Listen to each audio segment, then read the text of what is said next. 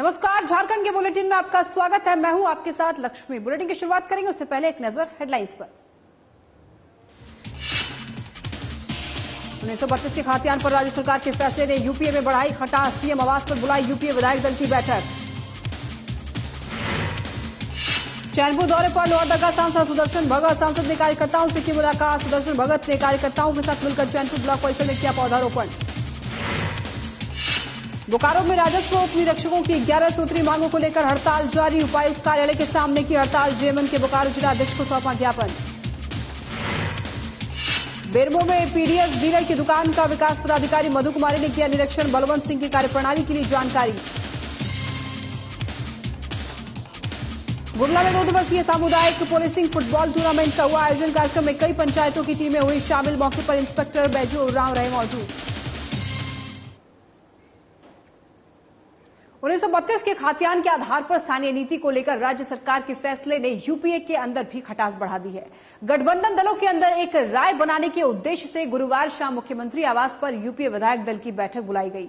कांग्रेस विधायक उमा शंकर अकेला ने 1932 के खातियान के आधार स्थानीयता परिभाषित किए जाने का विरोध करते हुए कहा है कि इससे राज्य में 1932 के बाद आए लोगों का क्या होगा, ये भी सरकार को तय करना होगा। मुख्यमंत्री हेमंत सोरेन की यूपीए विधायक दल की बैठक समाप्त होने के बाद सांसद गीता कोड़ा ने कहा है कि उन्होंने और कोल्हान के इमामों विधायक ने 1932 खातियान आधारित स्थानीय नीति में संशोधन कर 1932 की जगह खातियान आधारित स्थानीय नीति करने की मांग रखी है, जिस पर मुख्यमंत्री ने इस मुद्दे पर अलग से बैठक बुलाने की बात कही है। वहीं राज्य के श्रम मंत्री सत्यानंद भोक्ता ने कहा है कि राज्य में विकास के लिए मुख्यमंत्री ने सभी विधायक मंत्रियों के साथ चर्चा की है और अपने अपने क्षेत्र में विकास की गति तेज करने और जन सरोकार की योजनाओं का खाका भी मांगा है। वहीं डिग्री कॉलेज को लेकर भी सभी विधायकों से जानकारी मांगी गई है। तो अभी तक नहीं हो पाया। जैसे हमारा यहाँ इस बार सुखाड़ पड़ा है, नहर नहीं होने के कारण जो है वहाँ पर किसान जो सिंचाई नहीं कर पाया। नहर की बात रखा गया है, तालाब की बात को रखा गया है और वहाँ का भी बात को रखा गया है। यानी उनके क्षेत्र का जो भी कमी है उस बात को रखा गया है और माननीय मुख्यमंत्री जी ने उस पर बोले कि उसको हम देखकर धीरे धीरे करा देंगे। बाकी सर्वे को बात कर रहे हैं आप लोग। 1932 का जो है कैबिनेट का डिसीजन हुआ है और सारे लोगों ने, गठबंधन के सारे लोगों ने इसमें सहमत है। अभी एक्ट बनना है, जो भी कमी है सारी उसको आप लोग देख लेंगे। इसमें 1932 पर कोई एजेंडा नहीं था। जो कैबिनेट पास हो गया तो पास हो गया। आज कोई एजेंडा नहीं था उसमें। अभी जो एजेंडा आएगा, ये एजेंडा था क्षेत्र में विकास कैसे होगा। क्षेत्र के विकास पर चर्चा हुआ। जिस तरह हम लोगों ने भारतीय जनता पार्टी को बैकफुट किया, बैकफुट में खड़ा कर दिया, उसी तरह विकास करके भाजपा को बैकफुट में खड़ा कर दे। उस पर कोई चर्चा ही नहीं हुई। वो तो चर्चा ही नहीं था, विषय नहीं था, एजेंडा नहीं था। कैसे चर्चा होगा? तो मतलब आप 32 से आगे पीछे कुछ नहीं हो सकते ना। उसमें अभी तो सदन बाकी है, सदन आएगा, अभी चलता है, लेकिन आज उसका कोई विषय नहीं था। बोलने की बात ही नहीं है। जब सारी बातें हो ही रही है जी, तो हमें नहीं लगता कहीं कोई परेशानी की बात है। राज्य के लोगों को केंद्र बिंदु में रख करके जो विकास की गति कहीं न कहीं थोड़ी धीमी दिखाई देती है, वो चाहे कोरोना की वजह से रही हो, चाहे हाल के दिनों में राजनीतिक अस्थिरता जो फैलाने की साजिश रची जा रही थी उसके कारण रही हो, वो तमाम चीजों को केंद्र बिंदु में रख करके निर्णय लिए गए हैं बहुत सारे। किस तरह से विधानसभा में स्कूल्स हों, गोडाउन्स हों, तालाब हों और सारी चीजों पर चर्चा हुई है, बहुत विस्तार पूर्वक चर्चा हुई। इसके अलावा भी सर्वे को शामिल करेंगे कि नहीं? नहीं, देखिए, उसमें जब एक लकीर खींच दी गई है 1932 की, उसका मतलब यह है कि खतियान और खतियान आधारित स्थानीय नीति हो, वो स्पष्ट है। उसमें बहुत सारी चीजें संलेख में आएंगी अभी, और विधानसभा में जब प्रस्ताव पेश होगा तो उसमें बहुत सारी चीजें होंगी। आप उसके लिए बिल्कुल निश्चिंत रहें। जिस तरह से कैबिनेट में 1932 के घटक को दिया किया गया। उस विषय पर काफ़ी बाहर में चर्चाएं हुई, काफ़ी तरह की बातें हुई। तो आज मुख्यमंत्री भी इस पर जानना चाह रहे थे, क्योंकि हमने लिखित तौर पर भी माननीय मुख्यमंत्री को कुछ सुझाव दिए थे, और आज इस बैठक के माध्यम से वो ये भी जानना चाह रहे थे कि और इस पर क्या विचार है और इस पर क्या। तो ये एक पॉजिटिव संकेत है कि माननीय मुख्यमंत्री जी इस पर सुनना चाह रहे हैं। तो निश्चित रूप से उन्होंने कहा है कि अभी और भी कई बातें इस पर आ रही है। जिस तरह से जो 1950 में जो एक्ट बने, जिसमें जमींदार प्रथा को खत्म किया गया, जिसमें राजाओं ने जमीन, कई सारी जमीन जो है वापस गवर्नमेंट को दे दी, तो उन जमीनों का क्या होगा। उसके बाद जो प्रिमिटिव ट्राइब्स है, बिरहोर्स है, उन लोगों का क्या होगा, जो जंगलों में रहते हैं उन लोगों का क्या होगा। इन सब विषयों को हमने रखा माननीय मुख्यमंत्री के सामने और बहुत पॉजिटिवली आज चर्चा हुई।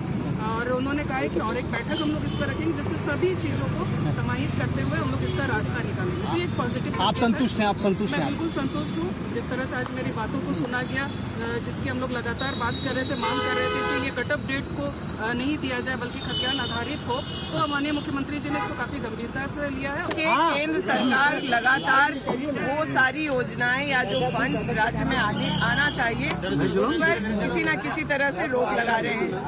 NHAI को जो सड़क बनाना था उसको आज राज्य सरकार के फंड से हम लोग को कराना पड़ा, लगातार उसको रेज करने के बाद भी। और कितने धड़ल्ले से झूठ निशिकांत दुबे जी बोल रहे हैं, वो आज जो स्टेट का चिट्ठी है पथ निर्माण का, उससे क्लियर हो गया। आज उन्होंने NHAI के पदाधिकारी को भी वहां भेजा था, उन्होंने भी इस बात को ऑलमोस्ट एक्सेप्ट कर लिया है कि उस जगह के लिए कोई फंड, क्योंकि वो बिहार की एक चिट्ठी दिखा रहे हैं, वो बिहार पथ प्रमंडल की तरफ की चिट्ठी है। और जो ये 75 करोड़ देने की बात निशिकांत दुबे जी ने की है, हम उनसे सिर्फ इतना ही मेरा सवाल है कि आखिर वह पैसा कब, कहां, किसको और किस बात के लिए आज CM से क्या बात की आपने? आज CM साहब से जो देखिए पिछले बैठकों में भी तय हुआ था कि महागठबंधन के विधायक लगातार मुख्यमंत्री महोदय के साथ बैठेंगे और अपने क्षेत्र के मसलों पर चर्चा करेंगे। राज्य में विकास के कार्यों को गति प्रदान करने के लिए बुलाई गई थी। माननीय विधायकों को माननीय मुख्यमंत्री की तरफ से विकास योजनाओं में विधायकों की भागीदारी के संबंध में आवश्यक दिशा निर्देश दिए गए और मुझको लगता है कि आने वाले दिनों में इस बैठक का फलाफल आपके समक्ष होगा। अच्छा, ये जो सर्वे को लेकर बार अंतिम सर्वे को लेकर कांग्रेस से जो आवाज उठ रही थी, उस संदर्भ में भी कोई बातचीत हुई? बिल्कुल नहीं। गठबंधन दल पूर्णतया एकजुट है और कांग्रेस से लेकर झारखंड मुक्ति मोर्चा के तमाम कार्यकर्ता मंत्रिपरिषद की बैठक के लिए हुए प्रस्ताव का पूर्णतया समर्थन करते हैं। तो विरोध हो रहा बाहर कि भाई 32 के बाद भी सर्वे हुए, उसको आप शामिल कीजिए। आप ही के लोग तो कह रहे हैं, आप ही के गठबंधन के लोग, हमारे गठबंधन के लोग 32 के सर्वे का समर्थन भी कर रहे हैं और कुछ लोगों के मन में भ्रांतियां हैं, उस समय के साथ दूर हो जाएंगे। रुकते हैं एक छोटे से ब्रेक के लिए, जल्द हाजिर होंगे।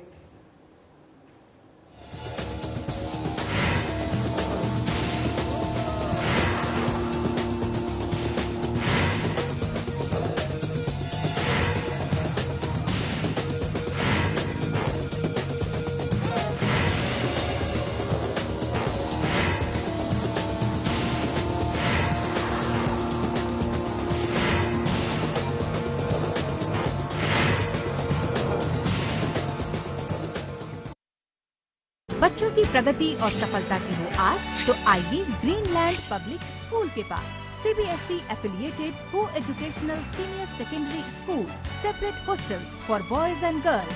Admission going on for class nursery to 11. Please contact Greenland Public School, Prem Nagar, Hisar, Hatia, Ranchi.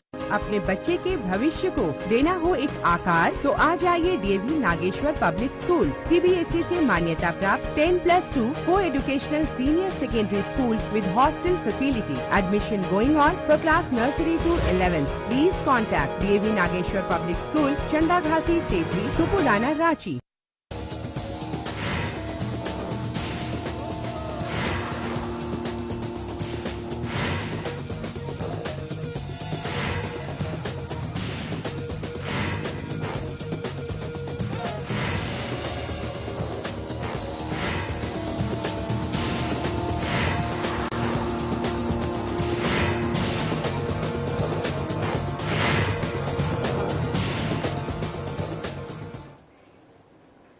Break के बाद आपका स्वागत है। बढ़ते हैं आगे। राजस्व उप निरीक्षकों ने बोकारो उपायुक्त कार्यालय के समक्ष अपनी अन्य 11 सूत्रीय मांगों के साथ अनिश्चितकालीन हड़ताल पर बैठ गए हैं।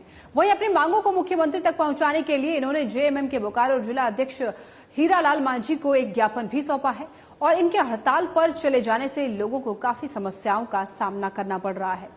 बता दें कि उनके हड़ताल पर चले जाने से अंचल का सारा काम ठप पड़ा हुआ है, चाहे वो आय आवासीय जाति प्रमाण पत्र हो या फिर जमीन संबंधित कार्य, सभी काम बंद पड़े हुए हैं, जिसके कारण आम लोगों को काफी ज्यादा परेशानियों का सामना करना पड़ रहा है। क्योंकि ये आम लोग प्रतिदिन अंचल कार्यालय का चक्कर लगा रहे हैं, लेकिन कोई काम नहीं हो रहा है। राजस्व उप निरीक्षक 16 सितंबर से ही अनिश्चितकालीन हड़ताल पर चले गए हैं और आज 8वां दिन है, जिसकी वजह से लोगों को काफी दिक्कतों का सामना करना पड़ रहा है।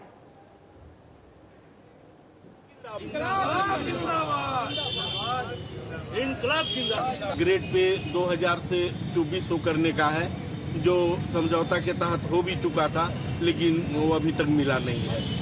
दूसरा है कि 50% जो है सो वरीयता के आधार पर और 50% हम लोग का के आधार पर अंचल निरीक्षक पद पर और उसके ऊपर पदों पर लिया जाए, लेकिन वो भी अभी तक नहीं हो रहा है। तीसरा हम लोगों का था कि हम लोग का जो है सो राजस्व प्रोटेक्शन एक्ट लागू किया जाए, वो भी हम लोग का अभी तक लागू नहीं हुआ, जबकि सहमति मिल चुकी है। गुमला जिले के चैनपुर प्रखंड में लोहरदगा सांसद सुदर्शन भगत चैनपुर दौरे के क्रम में कार्यकर्ताओं से मुलाकात की और उनका हालचाल भी जाना। साथ ही क्षेत्र की समस्याओं से उन्होंने अवगत कराया गया उनको। और इस क्रम में सांसद सुदर्शन भगत पूर्व विधायक कमलेश उरांव ने अपने कार्यकर्ताओं के साथ चैनपुर ब्लॉक परिसर में पौधारोपण किया। उन्होंने कहा कि पेड़ हमें जीवन देता है, पेड़ पौधे लगाने से हमें शुद्ध ऑक्सीजन मिलेगा, जिससे कि हम ज्यादा समय तक स्वस्थ रह पाएंगे। उन्होंने ये भी कहा कि पेड़ पौधे भारतीय संस्कृति और प्रकृति का एक अंग है। वहीं सामाजिक, सांस्कृतिक और आध्यात्मिक दृष्टि से पर्यावरण को बचाना, रक्षा करना हम सबका सामूहिक दायित्व है। हम झारखंड के लोग प्रकृति के पुजारी हैं, प्रकृति का रक्षा करना हमारा कर्तव्य है। मौके पर मुख्य रूप से पूर्व विधायक कमलेश उरांव, अनुमंडल पदाधिकारी प्रीति किस्कू और बीडीओ शिशिर कुमार सिंह सहित काफी संख्या में लोग वहां पर मौजूद रहे।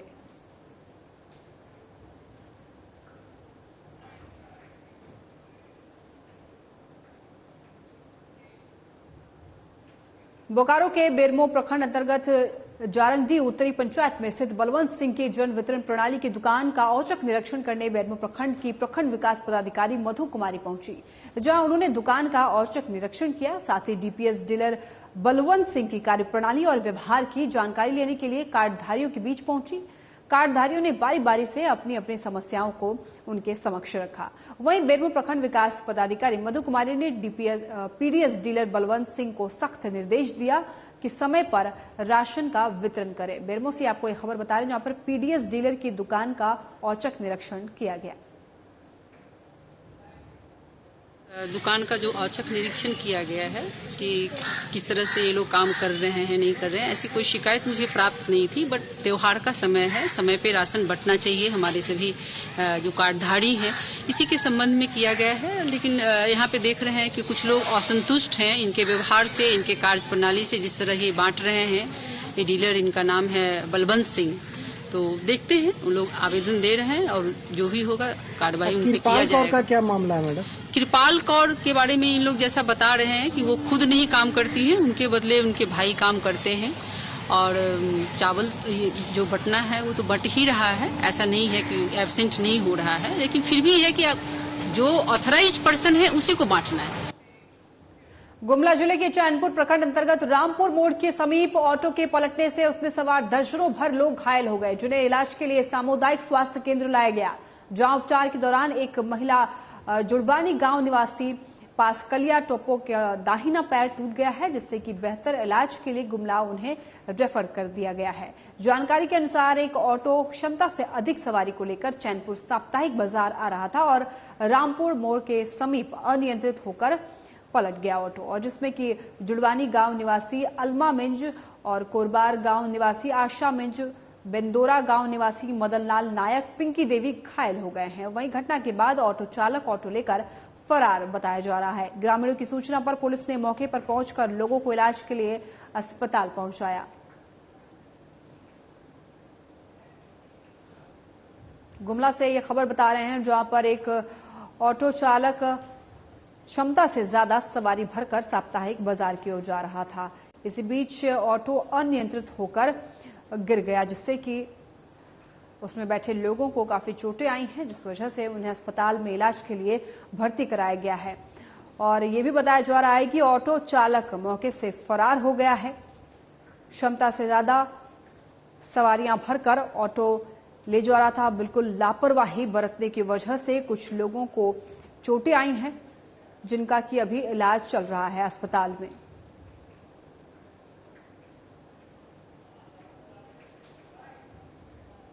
तो आया उधर से सीधे कटकाई तरफ से रामपुर मोड़ में भी तो धीमी नहीं हुआ, स्पीड आके डायरेक्ट पलट गया। इतना ही बोल सकता मोड़ में। रुकते हैं एक छोटे से ब्रेक के लिए, जल्द हाजिर होंगे।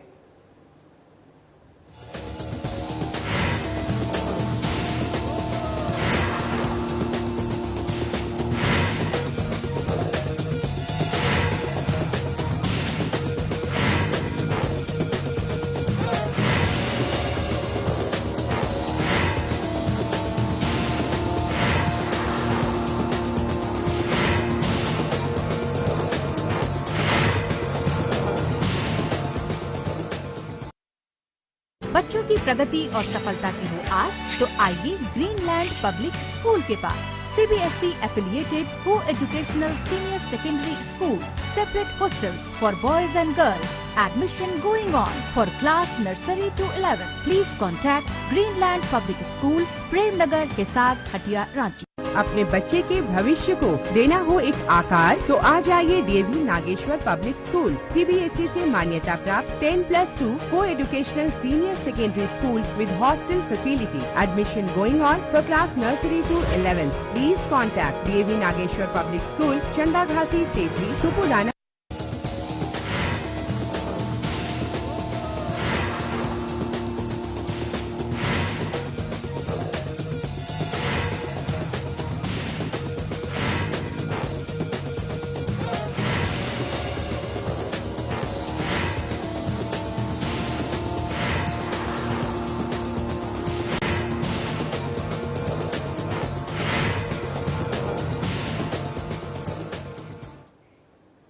ब्रेक के बाद आपका स्वागत है। बढ़ते खबरों में आगे। गुमला जिले के अति नक्सल प्रभावित इलाके चैनपुर प्रखंड मुख्यालय के लुथरान उच्च विद्यालय के खेल मैदान में 2 दिवसीय सामुदायिक पुलिसिंग फुटबॉल टूर्नामेंट का आयोजन किया गया, जिसमें चैनपुर प्रखंड के विभिन्न पंचायतों की टीमें शामिल हुए।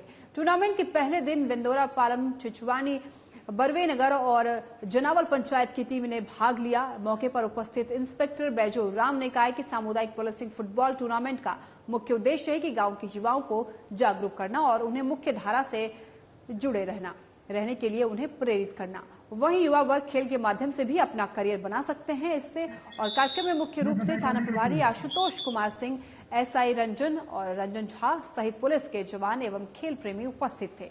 SP के निर्देश पर और नक्सल प्रभावित इलाकों के युवाओं को नक्सल में न भटकने के लिए खेल का आयोजन किया गया, ताकि लोग सभी रास्ते में रहें और खेल के माध्यम से आर्मी BSF पहाड़ी में जा सकते हैं।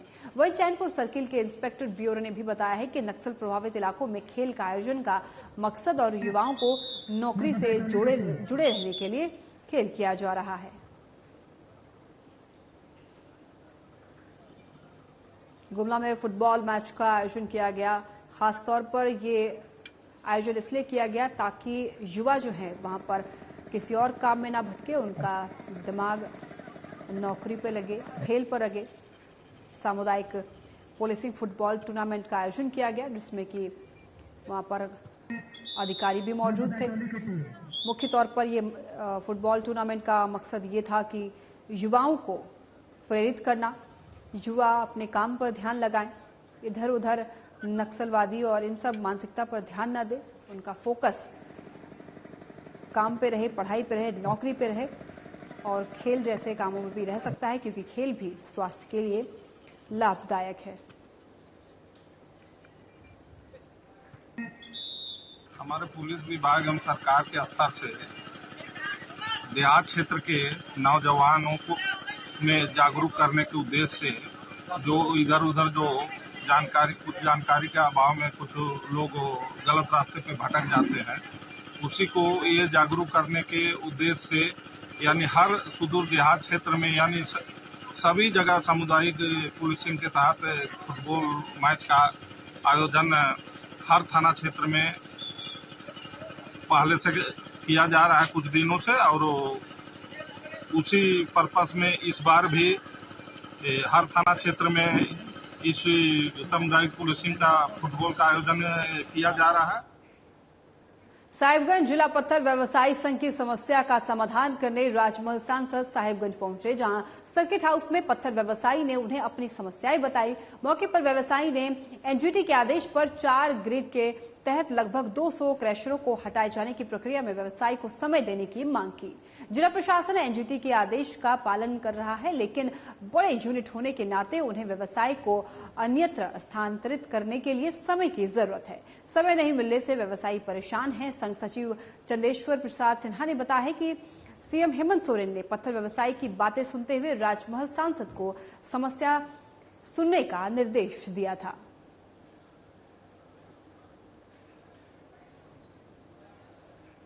तो मुद्दा था एनजीटी कोर्ट का आदेश का।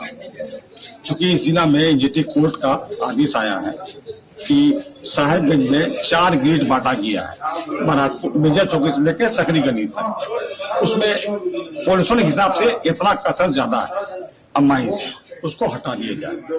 उसके बाद में जिला प्रशासन से नोटिस सर्व हो रहा है।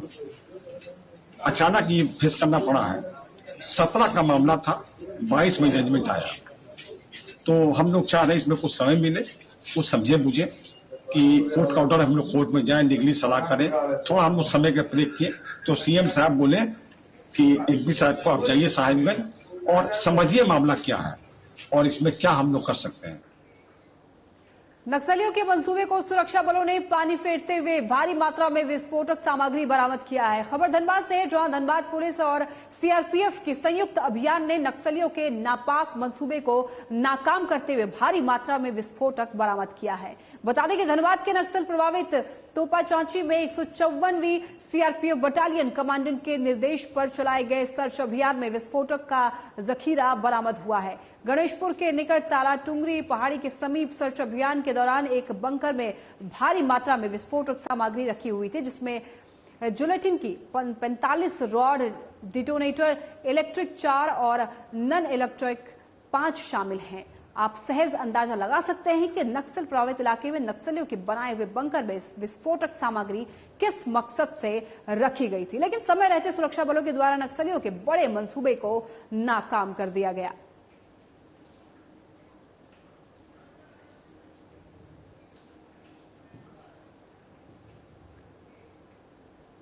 बोकारो पुलिस ने 18 टन अवैध कोयला समेत 5 स्कूटर को जब्त किया है। बता दें कि बोकारो जिले के पेटरवार थाना क्षेत्र अंतर्गत खेतको पंचायत में पेटरवार थाना प्रभारी विनय कुमार के नेतृत्व में अवैध कोयला कारोबारी के यहाँ छापेमारी की गई। पुलिस ने पहुंचते ही अवैध धंधे से जुड़े सभी लोग मौके से फरार हो गए। मौके से पुलिस ने 18 टन कोयला समेत 5 स्कूटरों को भी जब्त किया है। इसके बाद जब्त किए गए स्कूटर को थाना ले आए। इस मामले में पुलिस ने 3 व्यक्ति को नामजद आरोपी बनाया है। थाना प्रभारी विनय कुमार ने बताया कि क्षेत्र भ्रमण के दौरान सूचना मिली थी कि भारी मात्रा में अवैध कोयला जमा कर रखा गया है और इसी आलोक में पुलिस ने कार्रवाई की।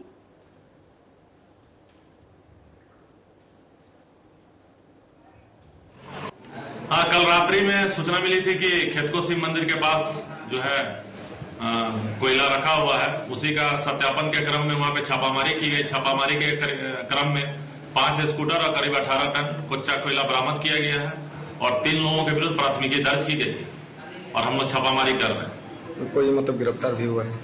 नहीं, गिरफ्तारी नहीं हुई। 3 लोगों के विरुद्ध हम लोग छापामारी किए। उनमें नूर हसन है, मुकेश नायक और मंटू ठाकुर है। ये लोग तीनों फरार हैं।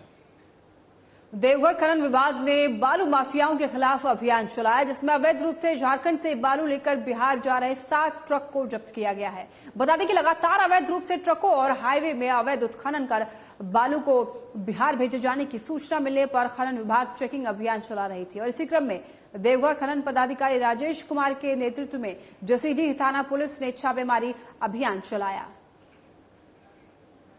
कहीं से बालू लदे ट्रक आ रहे हैं जो अवैध तरीके से कहीं से ला रहे हैं। इसकी संज्ञान में जो है जसीडीह थाना के सहयोग से यहाँ पे जांच किया गया है और अभी भी हम लोग यहीं पे हैं और इसमें पाया गया कि 60 ट्रक हैं जिनमें चालक द्वारा कोई चालान प्रस्तुत नहीं किया गया है और 1-2 चालक को अभी रोक करके रखा गया है, उनसे पूछताछ की जा रही है, बट उनके द्वारा कोई चालान के संबंध में सही चीज़ बताया नहीं जा रहा है। चालक जो है फरार हो गए। इससे हमें चलिए फिलहाल के लिए बुलेटिन में बस इतना ही। आप देखते रहें साधना प्लस। नमस्कार।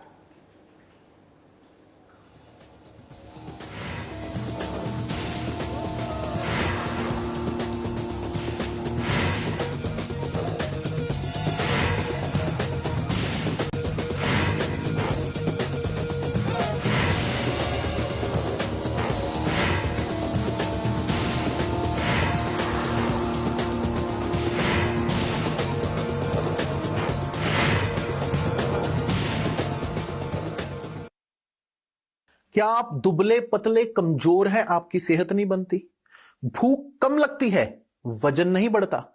दरअसल मेन बात खाना नहीं है, मेन बात है खाया पिया लगना। और अगर खाया पिया लगेगा ही नहीं तो आपकी सेहत बनेगी कैसे?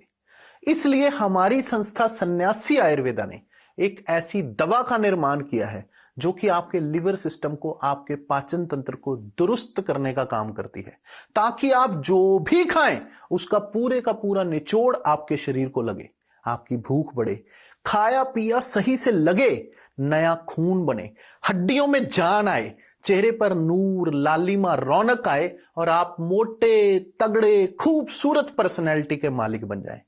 100% आयुर्वेदिक दवा होती है। इसका शरीर पर कोई भी साइड इफेक्ट, कोई भी नुकसान या दुष्प्रभाव नहीं होता। लड़के लड़कियां दोनों इसका इस्तेमाल कर सकते हैं और पहले 15 दिन के अंदर ही आपको इसका असर महसूस हो जाएगा।